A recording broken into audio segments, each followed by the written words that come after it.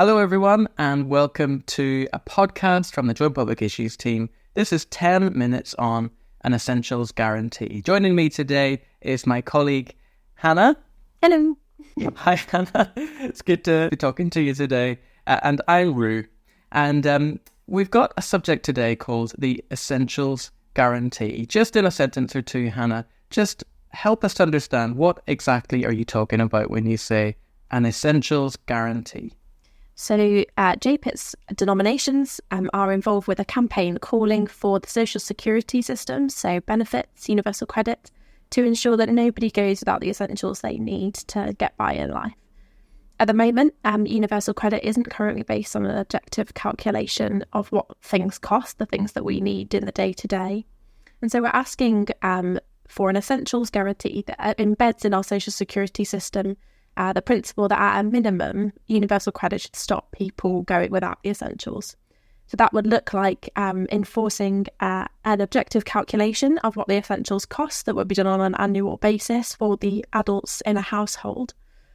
And then maintaining that universal credit standard allowance, so the core amount that people are paid through universal credit meets that level and isn't reduced by deductions or the benefit cap that would pull it below that point. Now, I'm not someone who has had to experience receiving universal credit, and I'm thankful for that. I realise there are other people here listening to this podcast who perhaps are in receipt of universal credit and it has been a lifeline for them. So are you saying that actually what people have been receiving isn't enough?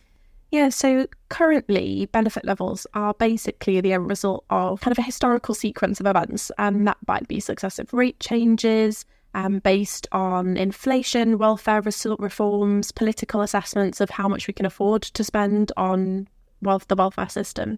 So the rate of universal credit that's embedded in the standard allowance, which is kind of the main block of universal credit that you'd receive, isn't linked to any objective measure about what people need in order to get by in the day-to-day and afford the essentials. So universal credit comes in blocks, so everybody receives the standard allowance, and then people might get more depending on their circumstances, whether they have children, whether they are qualifying for disability payments. But it's the standard allowance we're talking about here.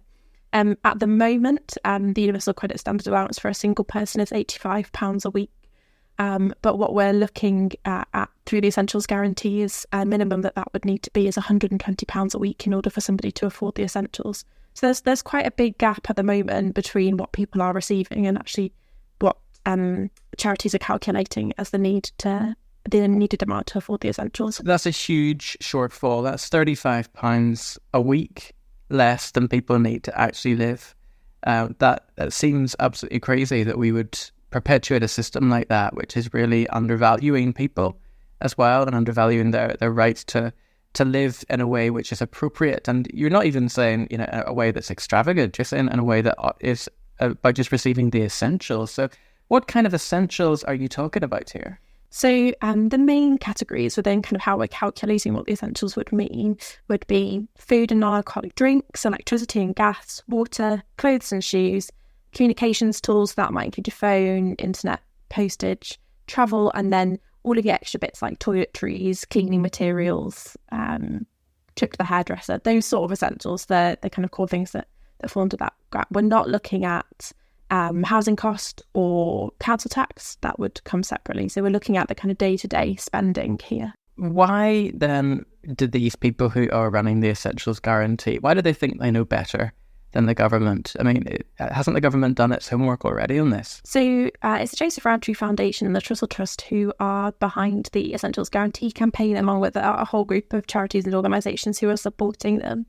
And I think the big difference between the group of charities who are kind of calling for this and the government is the ability to perhaps take a step back and look at the system from a non-political view, to tie this to conversations with people with lived experience of poverty about really what they need in the day-to-day, and to do that kind of objective calculating about if cost weren't the issue, if kind of political questions about what we can afford wasn't the issue, how much would people need, and to be able to pitch that back to the government to say, actually the erosion of the welfare system over years of not kind of keeping up with inflation, or taking kind of uprating benefits based in line with inflation as a political choice, it's really important that actually we were able to take that step back and look at it from an objective basis. I think that's what Joseph Rowntree Foundation and Trussell Trust are bringing to this conversation.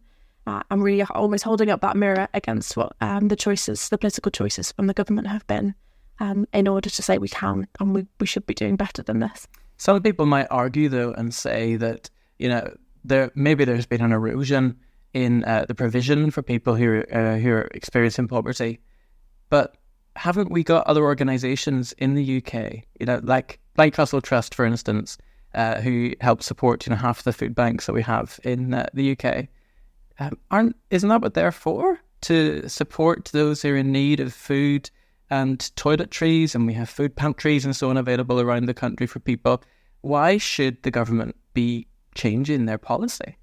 So we often talk about the social security system as a safety net of helping people ensure that they never fall below a point where they're able to survive. And actually at the moment, our social security system has been so far eroded that things like food banks, hygiene banks have become the norm. That we look at them and say, aren't they supposed to help people? But actually, we shouldn't be getting to a point where anybody is in such dire need that they have to resort to charity in order to be able to make ends meet, to feed their children, to keep clean. Those are basic human rights that actually our social security system isn't supporting, isn't helping to maintain. So it's really essential that those charities and that support is there for people when they absolutely need it. But it should be a last resort. It shouldn't be the first resort for people in order to make ends meet. And actually, if we're aiming to have a social security system that acts as a safety net, it needs to do so in a much more practical way. And I think a really big thing for us as churches, as Christians, is saying, how can we ensure that our social security system maintains people's dignity, doesn't get to a point where people don't have any choice, where people are forced to rely on the charity of others and aren't able to make their own opportunities, to choose from the options that they have before them, to make independent choices. We can put as much dignity into our food bank system as possible, but actually the biggest thing we can do is give people the independence to make choices by themselves, because they have enough to make ends meet in the day-to-day. So how many people in the UK do you think are currently living without the essentials? So the Joseph Rowntree Foundation estimate that 90% of low-income households on universal credit are currently going without the essentials. So these are the people who absolutely need universal credit to survive. It's their main source of income. And 90% of them are falling below the amount that they need to pay for the essentials. 90% of people who are in receipt of universal credit don't have enough to pay for the essentials week by week. Wow. Something that we really need to flag. It's good that we've got organisations behind the Essentials Guarantee who are saying this.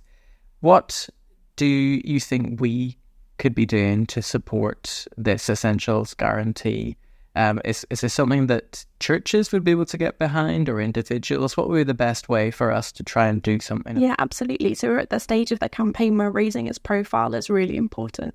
So raising it with your Member of Parliament is a really important step to be able to help them see the work that's going into this, the calculations that are going into this. The Joseph Rowntree Foundation have produced a really detailed analysis about what this would cost, how we'd make it happen. The work is there. So actually our job is to hold that before MPs and to urge them that this is something we think is important. So you can go onto the Trussell Trust website and you can write to your MP there. Or even better, if you're a church community who's passionate about this, why not go and visit your MP at their surgery or invite them to a meeting where you can talk to them collectively about this call for an Essentials Guarantee. You can read up, get all of the information, but the details are there from JRF and Trussell to empower you to have that conversation well with your MP. Great. And we'll put those links into the show notes as well, so people can easily get to those online to find out more about that. Hannah, it's a really important topic. I'm really glad that we've been able to have 10 minutes together to just talk a little bit about it and tease out some of the issues. And I really hope it's empowered and inspired our listeners to really make this a big thing, not just another passing programme, but something which actually will make a big difference in the lives of people in the UK. So thank you so much, Hannah. It's been really great to chat. Thank you, Ree. And thank you for everyone for listening. This has been a podcast from the Joint Public Issues team. You can find out more at jpit.uk, that's jpit.uk, And if you've enjoyed this podcast, please do share it around. Bye-bye.